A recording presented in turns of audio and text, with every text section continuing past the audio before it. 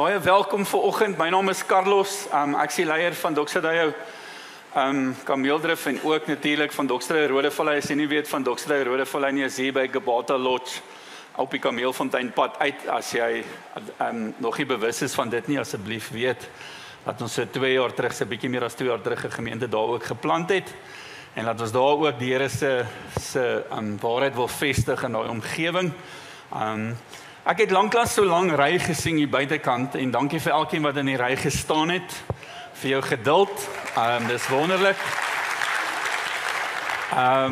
Laas toe ek in so lang ry gestaan het was toe ek moes my voting doen en natuurlik toe ek die Lions game gaan kyk het toe hulle die bulle getrap het, toe het ek in 'n baie lang ry gestaan vir dit, jy weet, so lang rye, jy weet, daar moet 'n motivering wees om jou deur daai lang ry te vat en weet dat jou lewe 'n effek kan hê op daai stadion. Ek onthou hulle het gewen as gevolg van die feit dat ek vir hulle geskree het en teen die natuurlik die bulle geskree het en so aan. Ons gaan Sondag ook nog steeds die stasies daar buitekant hê by die tent. As jy iemand wil bring vir 'n belewenis, asseblief, na die tyd is dit nog steeds daar. Maak 'n draai daar, probeer daar deurstap en sien. Dit moes eintlik jy gewees het wat deur daai paadjie moes stap en Jesus het dit vir jou gedoen. So asseblief maak 'n draai daar of bring iemand Sondag om dit ook te beleef. Natuurlik. Ek het gewonder hierdie spesifieke kruispad. Wat was Jesus se motivering gewees? As jy dink aan wat motiveer 'n mens in die lewe. Ek het vir so 4 jaar by die see gebly in Oos-London en ek het gewave-ski. As jy nie weet wat is wave-ski nie, dis daai bord waarin jy jou voete druk en dan strap jy jouself vas met 'n spaan. Dan ry jy in die see in, dan kom jy agter die breekers in en dan ry jy nou 'n golfie uit nou met jou spaan en so aan. En dit was baie lekker. Vroegoggend, laat aand en toe het Boulder my gekies en toe is ek natuurlik die wêreldkampioen en nie rarig nie. En dis waar ek my groot arms gekry het van al daai roei en so aan. Maar wat jou baie keer gemotiveer het as jy nou so 2-3 ure in die see is en jy raak honger, dan motiveer dit jou om natuurlik uit te roei en dan, want jy moet elke keer teen die branders terugroei en dit maak jou nogals moeg. Maar wat jou motiveer om uit te gaan is natuurlik 'n lekker bord kos. Ons het dit genoem bunny chow. Daar teen die see dan koop jy nou bunny chow met 'n stuk brood met 'n klomp eier en chips in en dan breek jy hom oop as 'n regte surfers munch. Dit het jou altyd gemotiveer as jy agterkom in die see is nou 'n bietjie rof. Maar iets anders wat my gemotiveer het as jy so daar agter die breekers lê en daar kom so snaakse vin op. 99% van die tyd is dit 'n dolfyn.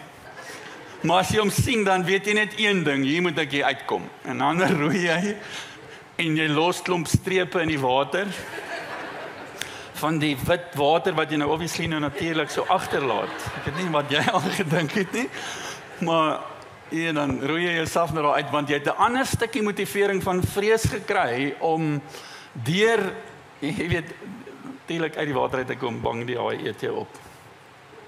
Maar as ek dink aan Jesus se motivering, wat het Jesus gemotiveer om die kruispad te stap?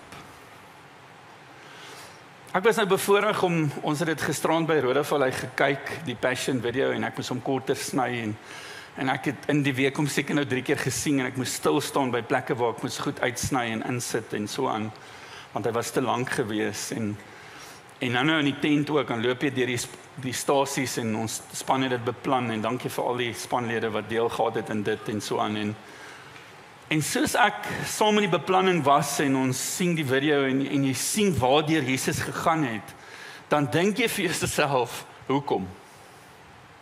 Jy's God. Jy kon in die hemel gebly het by die Vader en die engele kon palmtakke oor jou swaai en elke dag net skree halleluja van al die 4 windrigtings uit en jou lewe was lekker gewees, daar was niks fout met jou lewe nie. En hier kom jy en jy kies en jy is gemotiveerd om af aarde te kom en te sê, ek kom om gekruisig te word. Met ander woorde, ek gaan aarde toe om die doodstraf te kry en die doodspad te stap. Dis wat ek wil doen. Wat se tipe motivering moet jy hê? Jy sien as ons hierdie kruispad gaan, dan dink jy in die spanning van die tuin wat hy gehad het. Jesus kom die aand voor die tyd en hy sê vir sy disippels, bid saam met my, want ek gaan nou myself moet gaan voorberei om deur hierdie ding te gaan en myself herinner, wat is die motivering hoekom ek môre gekruisig word? Nou is hy daar in die tuin en hy bid. En die Bybel sê hy het soveel spanning gehad dat sy bloedselle gebars het en in sy sweetselle ingegaan het en uiteindelik bloed gesweet. Dis hoeveel spanning hy gehad het. Dan dink ek was in my lewe nog nooit soveel spanning gehad in my lewe nie. Nog nooit. Dan dink ek, wat het Jesus gemotiveer om deur dit te werk? Want die vrees van daai kant was groter en sou hom eerder wou terugdruk, het sou my teruggedruk het, ek weet nie, ek sou nie daardeur kon gaan nie. En die vrees in daai kant druk hom eerder terug en Jesus kom en hy sê, ek sien die vrees, my God in die hemel het my nie 'n gees gegee van vrees nie, maar van liefde en krag en selfbeheersing en hy raak 'n voorbeeld van die woord en hy sê, ten spyte van die vrees is ek gemotiveerd om myself beskikbaar te stel om môre in hegtenis geneem te word. As jy praat net van verwerping, wat het Jesus gehelp om deur daai verwerping te gaan? Wat was die motivering agter Jesus gewees dat hy deur daai verwerping gegaan het? Want hier is hy 33 jaar op aarde. Hy's 3 jaar saam met sy disippels, saam met sy studente en die dag en die oomblik toe hom arresteer, toe hardloop almal. Toe sy vinger alleen, niemand saam met hom nie. En hy beleef die grootste verwerping van die wêreld wat hom verwerp, dan dink ek, wat het hom gemotiveer om deur te gaan? Dan dink jy aan die oordeel wat hy moes deurgaan, hy was vals beskuldig, hy was eintlik, in waarheid was hy gekruisig, want hy was skuldig aan die feit dat hy die seun van God was, maar dit is nie eintlik verkeerd nie, maar obviously in die hoëpriester se oë en die wet was dit verkeerd gewees en hulle het hom nie erken nie en hy moes daai spanning ook beleef het om valslik eintlik beskuldig te word en nie om te erken te word oor wie hy werklik is nie. Dan dink jy aan die pad wat hy moes gestap het, die houe wat hy gevat het. Die Bybel sê, hulle het hom so geslaan dat die mens hom nie erken het nie. Nou dink jy gou, nou lê jy daar, dit moes eintlik jy gewees het. Nou lê jy daar, dan kom daai sweep en hy slaan jou en as hulle hom terugruk as gevolg van dit wat op die punte was, dan ruk dit stukke dele van jou lyf op. Dan dink jy, wat 'n motivering moes hy gehad het omdat dit bly lê en hy word geslaan en dit word geruk en hy beleef die pyn in sy rug. So geslaan dat mense nie hom kon herken het nie. Hoorie, daai is motivering. Daai is iemand wat iets weet wat ek nie weet nie. Daar's iemand 'n God wat iets besef wat ek nie besef nie. En hy besef elke keer as hy geslaan word en daai doringkroon in sy kop gedruk word en hy met sy kruis dra en hy loop met sy kruis en dit is swaar en hy stikkend en hy bloei en die hout druk in sy wonde in en die doringkroon stamp teen goed en dit druk verder in sy vel in en dan dink jy, wat is die motivering gewees? Wat is jy? Is jy simpel? Ek dink ons vergeet wat Jesus gemotiveer het. Sy vat hulle, gooi hom op hy kruis neer en hulle slaan sy hande vas en ons lees dit so maklik, maar as jy die beelde sien daar in die saaltjie en jy gaan kyk The Passion wat 10-1 die mees akkuraatste film was oor Jesus se kruisiging en jy gaan sien hoe daai spykers deur sy hande geslaan word en deur sy voete geslaan word en ons lees dit so maklik, dan dink jy, wat was jou motivering? En dan besef jy, sy motivering was die effek van sy dood. Jesus se motivering was die effek wat sy dood sou gehad het op die mensdom hier op aarde. As jy vat alles waardeur hy gegaan het, en daai verwerping en die pyn en alles, en hy weet, volgende is die spykers, volgende is die feit dat ek gaan sterf. Volgende is dit, maar ek weet hoekom ek dit doen. Ek weet wat die effek gaan wees. Ek weet wat is die motivering van hoekom ek sterf. Daar's 2 dele waarvan ons van weet in die Bybel en die heel eerste effek was die Oud-testamentiese effek, die effek van Adam.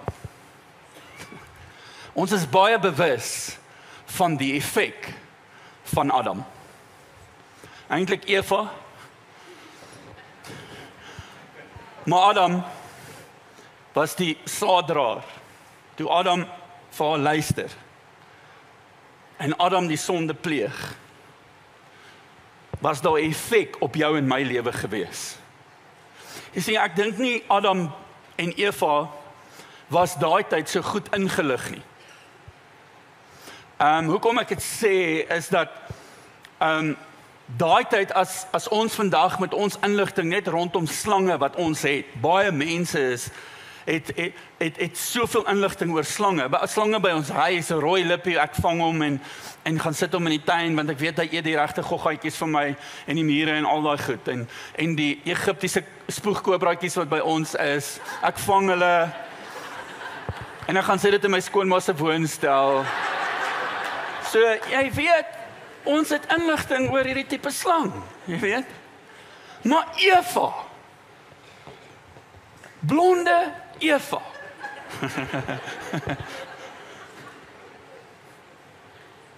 het nie inligting gehad om te weet dat slange praat nie. Julle weet, Adam het nie eens geweet wat 'n vliegtuig is nie. Dis hoe oningelig hy was.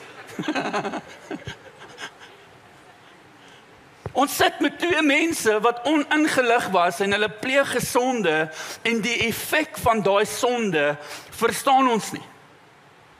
Die effek wat hulle toegelaat het oor ons lewens is verskriklik.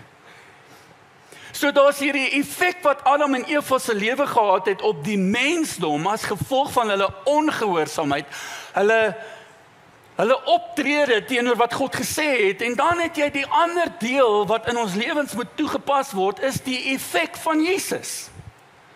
So elkeen van ons leef vandag met die effek van Adam in ons lewens, of ons leef met die effek van Jesus in ons lewens. En daai twee kan nie met mekaar trou nie. En vir een of ander rede het godsdiens nog steeds toegelaat laat dit trou. Ek moet op 'n plek kom in my lewe waar ek goed verdien. Dis nie die waarheid nie. Jy kan nie God se liefde verdien nie. Dis net 'n voorbeeld. Die effek van Adam en die effek van Jesus is geskei deur daai kruis waarna ons almal kan kyk en besef, as ek nie verstaan wat daai kruis kom doen het vir my nie, dan leef ek nog steeds met die effek van wat Adam en Eva gedoen het, en ek kan nie leef met die effek van wat Jesus kom doen het nie. En ek wonder soms of ons lewens hier op aarde regtig akkuraat geleef word en of ons regtig verstaan wat het Jesus met ons gedoen op die kruis. Nie vir jou nie, met jou. Want as dit vir jou is, dan dink jy moet dit op 'n manier verdien. Maar as dit met jou is, dan besef jy, dit wat Jesus bereik het op die kruis, het hy vir jou bereik. En ek is deel van daai effek wat Jesus gehad het na die kruis, is dit wat ek gekry het na die kruis. En ek dink nie ons verstaan dit altyd so akkuraat nie. Die eerste ding wat ek dink, wat ons moet verstaan, is dat Jesus se motivering was die effek van die kruis, en Adam het sonde ingebring. Ongehoorsaamheid en die effek van sonde, en sonde is om ongehoorsaam te wees. Sonde is hamartia om jou doel te mis, om te weet hoekom jy op aarde gesit is, om te verstaan wat is die doel van jou lewe hier op aarde as man en as vrou. En ons leef in 'n wêreld waar dit al hoe meer gryse raak, al hoe meer blurry raak, dat man dink hy's vrou en vrou dink sy's man, en die goed word misverstaan, en daar's allerlei ander sondes. Jy sien, om regtig te verstaan wat sonde is om jou doel te mis, maar ook om te verstaan dat jy jou vorm verloor.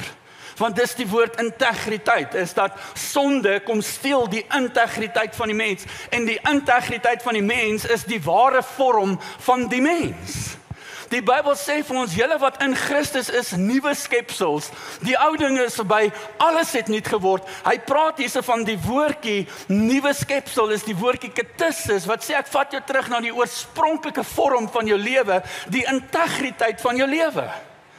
En Adam en Eva, die sonde is daar om jou as mens se vorm te verloor in hoe jy dink oor die lewe en hoe jy leef. Dis hoekom die sonde in ons lewens inkom, is om ons integriteit te steel, om ons ware vorm te verloor. Maar Jesus het gekom om ons integriteit te herstel en te sê, ek vat jou terug, katissis, skepsel, ek vat jou terug na die oorspronklike bedoeling van jou lewe. En jy kan dit net vind in Christus. Dis nie 'n nice ding om te hoor nie, dis die absolute waarheid. As jy jouself wil sien, het jy nodig 2 Korintiërs 3 vers 18 om Christus die spieelbeeld van jou lewe te sien en wie hy is reflekteer wie jy is en jy word verander van glorie tot glorie wanneer die Heilige Gees kom en hy verander jou lewe terug na jou oorspronklike vorm. As jy wonder hoekom Jesus gesterf het, is om jou terug te vat, terug na jou oorspronklike vorm toe, om jou integriteit te herstel, jou ware vorm te herstel, want jy sal nie in Adam en in Eva ooit in die wet jou vorm kan herstel nie. Jy sal nie kan nie. Jy sien die amazing skrifte en die Bybel is so vol van dit en ek wil dit vandag vir jou lees. In Johannes 1 vers 29 sê, kyk na die lam van God wat die sondes van die wêreld weggeneem het. Hy sê kyk na hom, hy het die sonde kom wegvat. Hoekom? Sodat ons integriteit kan vind, om ons ware vorm te kry. Hoor gou wat sê Hebreërs 10 vers 14 en ek gaan 'n hele stuk vir julle lees. Hy sê, want deur een offer het hy vir altyd volmaak die wat geheilig word. Hy het ons kom volmaak. Hy het jou nie kom skoon was nie. Volmaak beteken hy vat jou terug na jou ware vorm toe. En ook die Heilige Gees gee aan ons getuienis. Met ander woorde, ek gaan dit nou lees, die Heilige Gees het deel van ons geword en dit getuig hier in my dat ek 'n nuwe mens is, 'n nuwe skepsel is. Hy sê, want nadat hy tevore gesê het, dit is die verbond wat ek met hulle sal sluit na die dae, spreek die Here verder. Ek sal my wette gee in hulle hart en in hulle verstand sal ek dit inskrywe en aan hulle sondes en aan hulle ongeregtighede sal ek nooit meer dink nie. Met ander woorde, die vorm wat jy verloor het, die manier hoe jy geleef het before Christ, die manier hoe jy in Adam en Eva geleef het, in Adam se effek geleef het. Hy sê, ek sal nooit weer daarna kyk nie. Hierdie kruis maak dat ek nooit weer kyk na jou sondes, nie in die effek van Adam en Eva nie. Hy sê, ek verwyder dit. Waar daar nou vergifnis van hierdie dinge is daar geen offer meer vir die sonde nie. Hy sê, jy hoef niks te doen nie. Jy sien aan Adam en Eva en die effek van dit moes hulle offers bring en hulle moes 'n klomp goed aanpak en om hulle self te regverdig, maar nou sê hy, jy hoef nie 'n vinger te verlig nie. As jy kyk na die kruis en aanvaar dit wat Jesus Christus vir jou gedoen het, dan kom herstel hy jou in jou oorspronklike vorm wat God bedoel het wie die mens moet wees. Die tweede ding wat ek dink ons moet verstaan tussen Adam en Eva is dat daar oordeel was oor die mens. 'n oordeel. Alan Platt skryf hier volgende, hy sê, righteousness is not attained through good behavior, but it is a gift of God attained through faith. Hy sê 'n oordeel sê dat jy is nie goed genoeg nie. 'n Oordeel sê dat 'n sondaar kan nie in die teenwoordigheid van die Here wees nie. 'n Sondaar sê jy word uitgestoot. Jy moet verstaan dat die oordeel wat oor jou lewe kom, sê jou vorm wat jy nou aangeneem het, Adam en Eva, die vorm wat jy aangeneem het, daai vorm is nie aanvaarbaar nie. Jy word geoordeel, jy is 'n sondaar, jy's 'n vloek vir God. Jy sien wanneer ons sonde doen, baie keer, jy sien jy word 'n kind van God en kinders van God doen soms sonde, maar dit maak hulle nie 'n sondaar nie, want dit is 'n identiteitsstelling. En wanneer ons soms sonde doen, dan sê ons vir onsself, ek is nou nie meer goed genoeg nie. Ek's 'n vloek. Ek wil nie eens by my vrou wees nie. Ek wil nie eens by my kinders wees nie. Ek wil nie by my man wees nie. Ek wil wegbly van my ouers af. Ek gaan kruip weg want ek's 'n vloek. Jy sien mense wat Adam en Eva se effek dra, word nie erken in God se koninkryk nie, want daar is nie iets om te erken nie. Want hulle het 'n vloek geword. Jesus se motivering, hoekom hy deur die kruis gegaan het, is om regverdiging te bring na die mensdom toe. Om die mens reg te maak voor God. Is om die mens die vermoë te gee om sy vorm terug te kry en om nie meer 'n vloek te wees nie in die oë van die Here nie. En om in God se koninkryk te kan instap en God erken jou nie as 'n vloek nie, maar as 'n erfgenaam.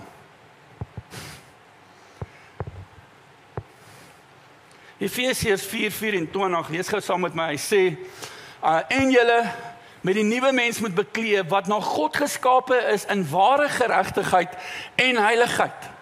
Hy sê, ek kom en ek herstel jou, want God is regverdig en God is heilig. En jy kan nie intimiteit hê met iemand wat nie op dieselfde vlak as jy is nie. Intimiteit kan net gebeur wanneer al twee partye op dieselfde vlak is. Hoor vandag vir my, in 'n huwelik wat die voorbeeld van God se liefde is vir jou kinders. As ek heeltyd afpraat na my vrou toe, maar ek doen want sy is baie kort, maar dis nie wat ek bedoel nie. Ek kan vir haar vra om te staan en gaan jou nog steeds nie sien nie. Sit en staan is dieselfde vir haar. Maar dis nie wat ek bedoel nie. Miskien moet ek 'n ander voorbeeld kry. As ek afpraat, wil nie weer skoonmaak gebruik nie, dis nou holgereine. Maar as jy afpraat na iemand toe en jy voel jou identiteit en jou status en joune is hoër as hulle sin, dan word die een 'n slaaf en die ander een word 'n meester. Ek wil hê jy moet verstaan, Jesus Christus dra hierdie kruis, hy vat hierdie spykers en hy weet, ek gaan die hele mensdom op ons vlak lig. Die mens gaan geheilig word, die mens gaan geregverdig word en nou kan ons as God weer met die mens kommunikeer, want ons herstel die mense se integriteit en nou kan ons intimiteit met hulle hê. Jy weet wanneer jy met 'n kind praat, en jy staan regop en jy wil raas, dan kan jy maar net regop staan, want jy kyk af. Maar wanneer jy intiem wil praat met 'n kind, dan gaan jy baie keer af op jou knie en jy praat op hulle vlak. Jy sê, my liefie, moenie dit doen nie. Die eentjies kan nie die hele tyd onder die water bly nie. Jy moet hulle nou en dan opbring. Dis so ek my ma se eentjies laat verdrink het. Dat ek kan onthou. En jy sien, jy kom af op hulle vlak. En dan tel jy of die kind op. En jy hou hom vas en hulle kyk vir jou in die oë. En dan is daar intimiteit. En God het die mens kom regverdig. En die motivering van Jesus is ons om die mens te heilig, sodat hulle in die koninkryk van God kan funksioneer. En nou kan daar intimiteit wees met God. Nou kan ons in die allerheiligste wees saam met God. Nou kan God by ons kom bly. Yes, Romeine 3 vers 23, oeps, ek is daar verby. Hy sê, want almal het gesondig en dit ontbreek ons aan die heerlikheid van God. Met ander woorde, ons kan nie intimiteit hê nie. Hoekom? Want ons het ons vorm verloor. Die effek van Adam het gemaak dat ons vorm verloor. Nou sê hy, almal ontbreek aan die heerlikheid van God. En hulle word deur dieselfde genade, deur sy genade, sonder verdienste geregverdig, deur die verlossing wat in Jesus Christus is. Ons verstaan nie, God het ons kom regverdig op die kruis, sodat ons intimiteit met hom, laat ons eintlik geerken kan word in sy teenwoordigheid. Dis kom Jesus 'n motivering gehad het om te sê, ek vat hierdie pyn, want niemand anders kan dit doen nie. Ek doen dit, sodat die mens geregverdig word en gesien kan word. En die laaste ding wat ek wil sê, wat baie belangrik is, iets wat Jesus geweldig gemotiveer het, was dat daar afstand was tussen God en die mens. Jy moet onthou, God het elke oggend, toe Adam en Eva wakker word, is hy in die tuin saam met hulle, hi Adam, hi Eva, hoe gaan dit met julle? En hulle loop, die Bybel sê, hulle loop saam in die tuin. En Adam sê hom vra, wat is hierdie? Hy sê, hierdie is 'n perskeboom. Kan ek dit eet? Ja, jy kan, moet asseblief onthou, moenie van daai boom eet nie. En so loop hy deur, wat is hierdie? Dis 'n leeu. Wat eet hy? Gras. Awesome. Lekker. Eva het jag gehaal. Eva sonde gepleeg het, dis dit vleis. Nie rarig nie, ek maak dit 'n grap. So God kuier met hulle. En hier gaan God weer weg en die tuin van Eden is daar en dis eintlik wat God bedoel het met die mens is om in vrede en liefde te leef en nie om angs te beleef nie, en nie spanning nie, nie oorlog nie, nie bakleierery nie. Imagine dit. En hier kom die slang onkundig. Eva praat met die slang, oortuig vir Adam, hulle eet en ewe skielik neem hulle vorm aan. Hulle kruip weg vir God. Hulle verloor hulle intimiteit. En dis wat gebeur met sonde in jou en my lewe. Ons sonde, wanneer ons sondig, dan wil ons nie kerk toe gaan nie. Ons het niks met die Here te doen nie, want hy aanvaar my nie. Hy gaan nie van my hou nie. Hy gaan my nie accept nie. Hy's nie. En ek wil vandag vir jou sê, dis die grootste snert op aarde. Snert. Goeie Afrikaanse woord. Dis snert. Jesus Christus is die bad. Hy is die bloed. Hy is die een wat vir my sondes gesterf het. En ek kan nie ophou. Jy, wat hier sit, mag nie ophou. Hardloop na hom toe nie. Want hy is nie die pa wat jy dink nie. Hy is nie die Jesus wat jy dink nie. Hy is die een wat jy wil accept. Maar Adam en Eva bring hierdie skeiding en hulle word uit die tuin uitgesit. Daar kom afstand. En hulle het 'n verlange gehad na die tuin. Hulle sou wou teruggaan na die tuin, maar hulle kon nie want hulle het hulle vorm verloor. En Jesus het nog nie gesterf nie. Nou is daar 'n klomp wette wat gaan inskop, net dat die bloed van God, dat bloed, dierebloed hulle net kan cover. So daar's 'n klomp goed wat inskop, maar God kom en hy sit engele voor die hekke van die tuin en hy sê, maak seker daai tweeetjies kom nie terug nie. Daar's hierdie massive afstand. God kom en hy gee Jesus Christus. En ek dink is een van die grootste motiverings hoekom Jesus sy lewe kom gee, het is om die afstand te kanselleer tussen ons en God. En ek wonder of ons regtig weet wat dit beteken. Ek gaan nou land aan Hebreërs 10 vers 19. Hy sê terwyl ons dan broeders vrymoedigheid het om in die heiligdom in te gaan deur die bloed van Jesus. Om in die heiligdom in te gaan, ons is nie 'n plek waar ons ewe skielik hierdie wolkerige, misterieuse plek beleef en daar's 'n helder lig en weet dis nou waar jy agterkom, jy's besig om dood te gaan nie.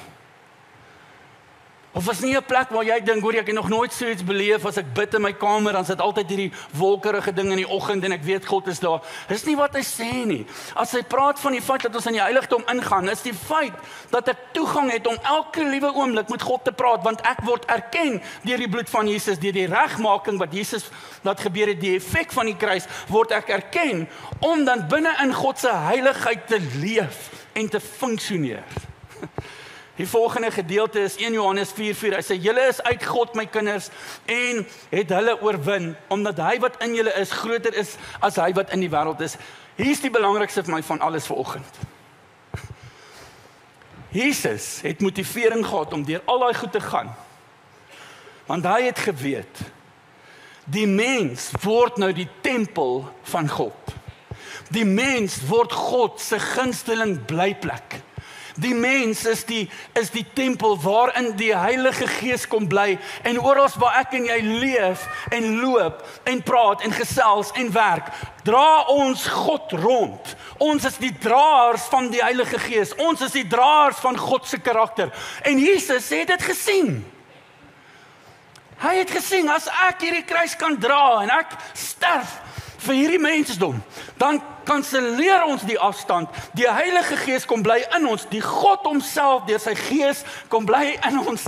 Julle, ek en jy as kind van God het toegang elke liewe sekonde aan die heiligheid van wie God is. Ek en jy dra God rond. Ek en jy as kind van God, ons is draers van die lig.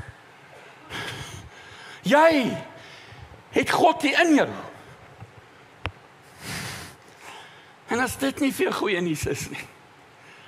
Jy sien wanneer hierdie asempie uitblaas en dis nie net waarvoor God in my is nie. God is in my om die pad te stap deur sy gawes en vir my wysheid te gee en insig te gee en my sondes te vergewe en oral waar ek leef ek met God in my, of dit by die werk is en by die familie is of in my huis is en by myself is. Hierdie God is met my. Al gaan ek deur 'n dal van doodskade weer God is met my. Al gaan ek in 'n moeilike tyd en God is met my. Al word ek siek, God is met my. Hy is die hele tyd met my. En ek is baie oortuig dat baie mense het nie 'n idee wat dit beteken dat God in my is nie. Jy sien, godsdienst maak dat jy na 'n diens toe kom of na kerk toe gaan en jou gebedjie opsê, maar as jy daar opstaan, vergeet jy actually maar net dat God in jou is. Godsdienst is, ek moet 'n klomp goedjies doen, anders gaan ek nie geseënd wees en jy is die geseënde van die Here, daarom doen jy 'n klomp goedjies. Jesus was gemotiveerd dat God die Vader deur sy Gees binne in die mensdom kan kom bly. Die Bybel sê, hy wat in my is groter as dit wat in die wêreld is. Hy wat in my is, getuig saam met jou, dit wat in jou is, dat God die waarheid is. Hy wat in my is, gee my die vermoëns wat ek nodig het om deur hierdie wêreld te leef. Ek wil afsluit met 2 skrifgedeeltes. Die eerste ene is 2 Korintiërs 3 vers 6. Hy sê, ondersoek julle self of julle in die geloof is. Ek wil net gou die woordjie geloof verduidelik vir jou. Hy sê so, ondersoek jouself of jy in die geloof is. Hy praat met jou vanoggend, nie met jou buurman nie, nie een wat langs jou sit nie met jou man of jou vrou. Hy praat met jou, hy vra vir jou, hy sê vanoggend vir ons. Hy sê, ondersoek jouself of jy in die geloof is. Die woordjie geloof het 2 Griekse woorde wat ons baie mooi verduidelik wat dit is. Die heel eerste stukkie van geloof is die woordjie pistis. Klink verskriklik, maar dis die woordjie. Dit beteken dat jy net glo. Baie mense glo dat Jesus daar is. Baie mense glo Jesus het gesterf op die kruis. Baie mense glo, luister, hy is 'n realiteit. Dis net die woordjie glo. Ek glo jou, jy sit hier, ek sien jou, ek glo jou, ek sien jy kinders sit hier voor my, ek glo, ek sien die ligte, ek glo dit. Ek sien die ligte, ek glo dit. Maar die ander woord van geloof is die woordjie peito. Wat beteken, dis 'n geloof wat oortuigend is. Dis 'n geloof wat ek weet Jesus is die waarheid, ek weet ek is na sy beeld en sy gelykenis geskep, en ek glo dit, en ek leef dit, en net wanneer jy dit leef, is jy oortuig van dit. En wat hy vra, hy sê, ondersoek julle of julle in die geloof, nie net in die pistis is nie, maar in die peito is, stel julle self op die proef. Wat hy vir jou vandag vra, is jy besig in jou lewe, om maar net te sê, Here, Here. Of is julle nie seker van julle dat Jesus Christus in julle is nie? Hy kon baie goed hier gesê het. Hy sê, as jy nie seker is dat Christus in jou is nie, dan kan jy nie geloof hê nie. Jesus is gemotiveerd. Die effek van die kruis is om Jesus hier in jou te sit en te sê, ek verstaan, ek het geloof, ek is oortuig dat Christus hier in my is. Ek weet dit, dis peito van my. Ek is oortuig daarvan. Dis nie net 'n stukkie geloof, wat ek maar net dink of dit die waarheid is. Hy sê, as jy ten minste nie verwerplik is nie. Met ander woorde, as jy jou vorm verloor het, jy weet nie wat Jesus op die kruis gedoen het nie, dan sal jy verwerplik wees voor God. Maar as jy weet wat Jesus Christus gedoen het, jy verstaan jy is geregverdig, jy is geheilig, dan weet jy, Christus het in my kom woon deur sy Gees. Ek sluit af met die laaste skrifgedeelte. Kyk hier. Hy sê nie elkeen wat vir my sê, Here, Here, sal in die koninkryk van God ingaan nie. Hoor wat sê hy? Hy sê nie elkeen wat vir my sê, Here, Here, sal in die koninkryk van God ingaan nie. Nou kom verduidelik hy die Here, Here ding. Hy kom verduidelik, is dit pistis of is dit peito? Is dit seriously geloof? Verstaan jy dat Christus in jou is? Hy sê, dat die Here, nie elkeen wat vir my sê, Here, Here, sal in die koninkryk van die hemel ingaan nie. Hy sê, maar net hy wat die wil doen van my Vader, wat in die hemel is. Baie sal daardie dag vir my sê, Here, Here, het ons dan nie in die naam gepreek nie. Hy praat selfs met ons predikante. Hy sê, jy kan preek en jy kan Here, Here vanoggend in hierdie paasdiens. Hy sê selfs as jy preek, deur u naam het ons bose geeste uitgedryf. Hy sê, jy kan amazing goed doen, jy kan demone uitdryf.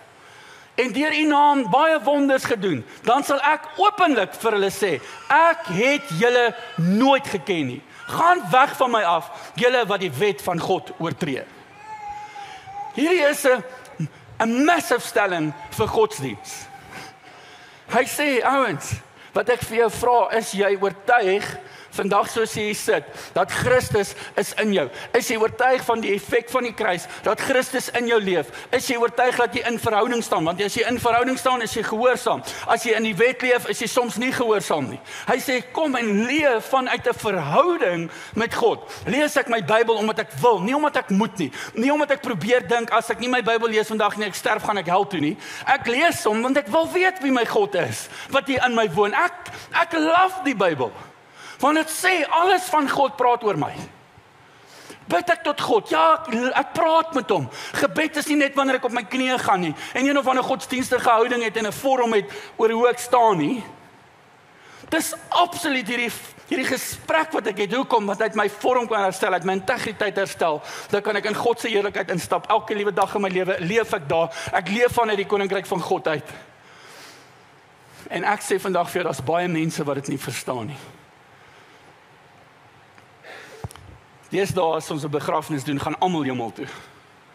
Ek's nie daar om daai oordeel te tref nie. Ek is nie daar om daai oordeel uit te spreek oor wie gaan nou hemel toe en nie hemel toe nie, want God weet alles en gelukkig is daai oordeel syne. Maar ek weet van baie mense wat borderline is. Want ons dink, is 'n goeie mens. Goeie mense is nie noodwendig mense wat in verhouding met God staan deur Jesus Christus nie. En ek vra vandag vir jou, maar wat se effek leef jy? Leef jy in die effek van Adam? Of leef jy in die effek van Jesus? En tweedens wil ek vir jou vra, is jy besig om te Here? Of is jy seriously besig om te sê, ek het 'n lewendige verhouding met Jesus Christus? En hier is feite.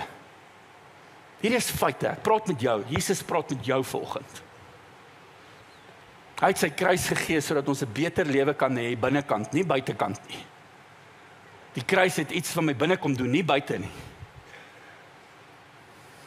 En ek wil jou vandag 'n geleentheid gee om te reageer op die woord van God en die Heilige Gees wat met jou werk in hierdie oomblik. En nie Roan, as jy kan opkom asseblief. Ons Roan. Waar is jy in terme van jou verhouding met die Here?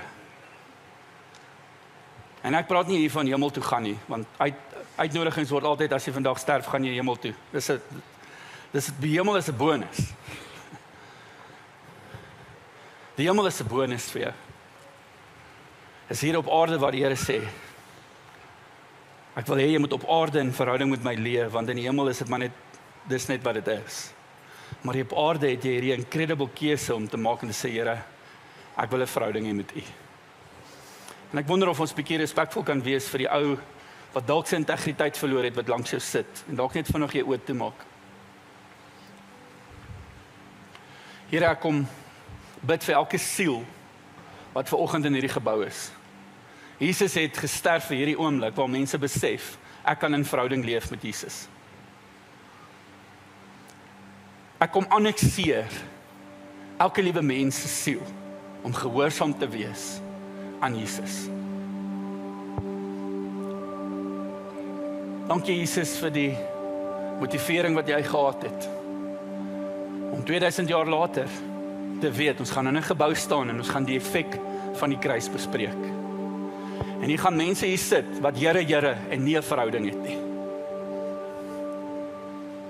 En wat nie besef is beter as uitnemender weg om met Jesus te leef nie. En ons bid vandag, Vader, dat U die leuen van godsdiens van mense se oë sal wegvat.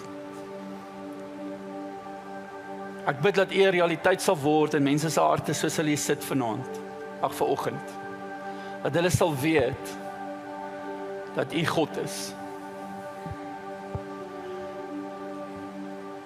Dankie Here vir U waarheid wat ons vrymaak. Ek wil jou vra, as jy sit, jy het nie 'n verhouding met die Here nie. Jy is een van daai wat sê, Here, ek gaan jou nie uitsonder nie, ek gaan jou nie laat vorentoe kom nie. Ek wil net hê jy moet voor God sit vandag en sê, Here, ek stel belang vanoggend om in 'n verhouding met U te wees. Dis tussen jou en God. Wil ek jy met jou hand opsteek en ek wil vir jou 'n spesifieke gebed doen. Sê jy sit en sê, ek wil in 'n verhouding met U staan. Jy kan jou hand opsteek en net weer laat sak en sê, Here, hier is ek. Hier is ek, Here, ek wil in 'n verhouding staan. Dit moenie net Here wees nie.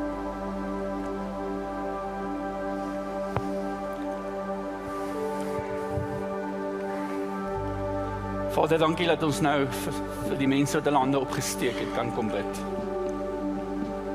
Vader, dankie dat ons weet, Jesus het gekom sodat ons vir ewig God in ons kan hê. Die God wat die heelal geskep het. Die God wat hierdie wêreld in sy handpalm vashou. Die God wat lewe en dood het. Daai God leef in ons en dankie Here dat ons dit kan vier vandag. Ons kan dit vier deur hierdie kruis en te sê dankie dat God met ons is. Die Immanuel met my. Dankie dat U ons beeld kom herstel het, ons integriteit kom herstel het. Dankie dat ons integriteit binne in U lê, soos wat Jesus lyk het, U kom herstel, dis hoe ons lyk. Dankie dat ons geheilig is. Dankie dat ons geregverdig is. Dankie dat ons dit kan vier.